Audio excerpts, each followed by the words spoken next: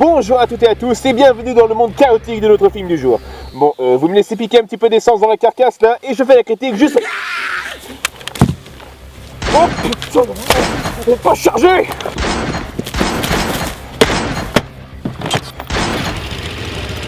Bon bah passez le générique en attendant, salut.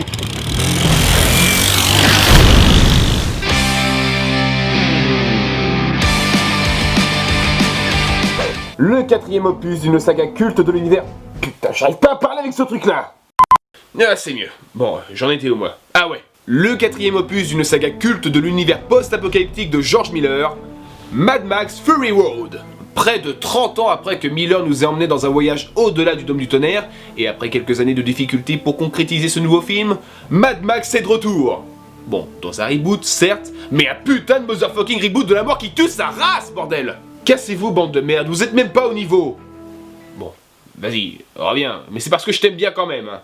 Max, notre célèbre guerrier de la route, se retrouve ici embarqué malgré lui dans un périple accompagné d'une rebelle du nom d'Imperator Furiosa. Et cette dernière est poursuivie par le tyrannique Immortan Joe, un seigneur de guerre à qui elle a dérobé quelque chose de précieux.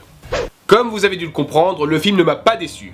Bon, par contre, j'aimerais revenir sur quelque chose qui m'a franchement saoulé. Qu'est-ce que c'est que tous ces gens qui ont gueulé juste parce que Mel Gibson n'a pas repris le rôle? Grandissez un peu, quoi. De ce que je me rappelle, personne ne s'est plaint par exemple quand Michael Gambon a remplacé Richard Harris pour le rôle de Dumbledore. Ben, faut dire aussi qu'il était un petit peu mort, couillon. Ouais, enfin, tu vois où je veux en venir quand même. Quoi, que la carrière de Mel Gibson est morte et enterrée, c'est ça? C'est lui qui l'a dit, pas moi. En plus, là, c'est un reboot. C'est le même réalisateur, c'est le même univers, mais on repart sur de nouvelles bases. Et au moins, ils ont pas fait des cons sur le choix du remplaçant. Tom Hardy, que l'on a pu voir entre autres dans l'excellent Bronson, le fascinant Inception, et bien évidemment le bien décevant mais tout de même sympathique The Dark Knight Rises. Il comprend très bien qu'il est dans une position où il va devoir convaincre certains fans hardcore. Et franchement, il s'en sort très bien. Il nous offre un Max qui n'est plus que l'ombre de celui que l'on connaissait, rongé par les remords et ne pensant plus qu'à une seule chose, survivre. Il m'a donné le sentiment d'avoir libéré son côté sauvage, tel un chien enragé, et reniant presque son humanité, car dans ce monde dévasté, la pitié n'a plus sa place. Charlize Theron, elle, joue Furiosa. Et ça m'a plutôt surpris de la voir jouer dans ce genre de film, et surtout dans ce genre de rôle. Je rappelle qu'à la base c'est une mannequin, et que le premier film dans lequel je l'ai vue, eh bien, c'était Mon ami Joe. Une production Disney d'ailleurs. Et je n'aurais qu'une seule chose à dire sur elle. Badass! Malgré un bras en moins, c'est vraiment le genre de personne à pas venir faire chier. Le meilleur personnage infirme de la décennie, mon œil tiens. Putain, mais je suis con! Elle est à mon sens plus mise en avant que Max. Et c'est franchement un bon choix. Malgré que ce soit un reboot, le film semble plus s'adresser aux fans de la franchise. Donc on reste dans l'univers de Max, mais désormais ce dernier devient le témoin du sort de l'humanité. Et qui verra son espoir et son salut à travers les gens qu'il rencontrera, comme par exemple Furiosa. Mais rassurez-vous, Max sait marquer les esprits. Oh la vache!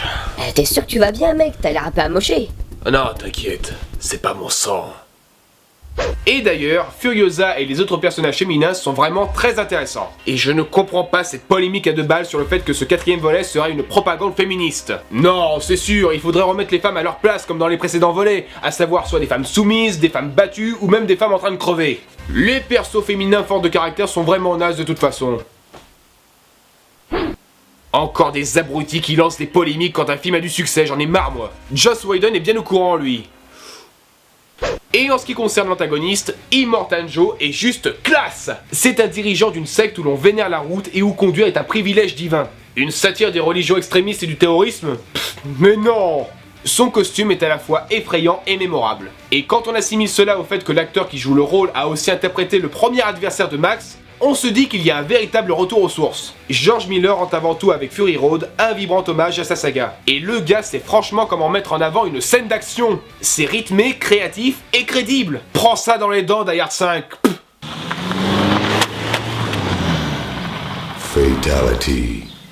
Bon, comme je le disais, les séquences d'action sont vraiment très bonnes, et j'irais même jusqu'à dire qu'elles sont le cœur même du film. Et Miller ne se prive pas pour limiter au maximum l'utilisation d'effets numériques. De ce que j'ai compris, il y a à peu près 80% d'images réelles dans ce film. Ce qui permet ainsi de rester dans la continuité des précédents volets, et conservant ainsi l'authenticité et l'impact des cascades. C'est juste génial, tu en prends vraiment plein la vue. Rien que la scène où ils entrent dans une tempête de sable est juste magique. J'ai carrément frissonné dans mon siège moi perso. Putain, mais il y a même un gars sur une bagnole pleine d'enceintes et qui joue avec une guitare lance-flamme.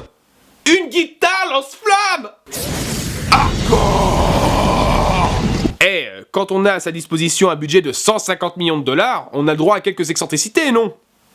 Et que serait un film de ce calibre sans de bonne musique qui l'accompagne? Les compositions de Tom Holkenborg, alias Junkie XL, ouais, elles sont souvent nerveuses et accentuent la sauvagerie de l'environnement autour de Max. Le gars a quand même assisté Hans Zimmer sur Man of Steel, c'est pas rien!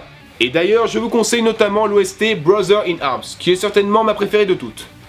Bon, après, le film n'est pas non plus parfait. Oui, je sais, la perfection n'existe pas à la base. J'ai par exemple eu du mal avec une ou deux des rares séquences avec des effets spéciaux numériques, notamment au tout début du film. Et il y a aussi quelques éléments qui gênent, comme par exemple les hallucinations de Max, pour lesquels j'ai eu beaucoup de mal à les interpréter. Mais bon, voilà, j'ai assez vite oublié ces défauts que je trouve minimes vu la qualité du reste du long métrage. Bref, pour la conclusion, Mad Max Fury Road est un vibrant hommage d'une à la franchise fétiche de son auteur et de deux au sous-genre post-apocalyptique, qui nous propose une expérience unique à travers un road trip des plus maîtrisés. Et je n'ai vraiment pas besoin de vous conseiller de le voir vu que tout le net l'a fait avant moi. Bon, par contre,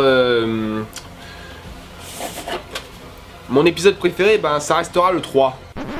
Désolé. Bon, bien sûr, je sais que ce n'est pas le meilleur des Mad Max, mais j'explique en détail pourquoi c'est mon préféré dans la boîte magique. Et bien voilà, c'est la fin de cette critique, j'espère que mon avis vous aura intéressé, et je suis d'ailleurs curieux de voir ce que vous avez pensé de ce film, que ce soit de manière positive ou négative, et ça peut pas plaire à tout le monde non plus.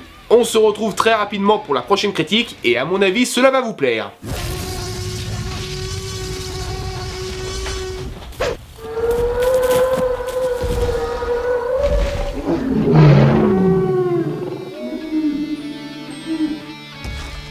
Ah, y a pas à dire, hein, ça va vous plaire.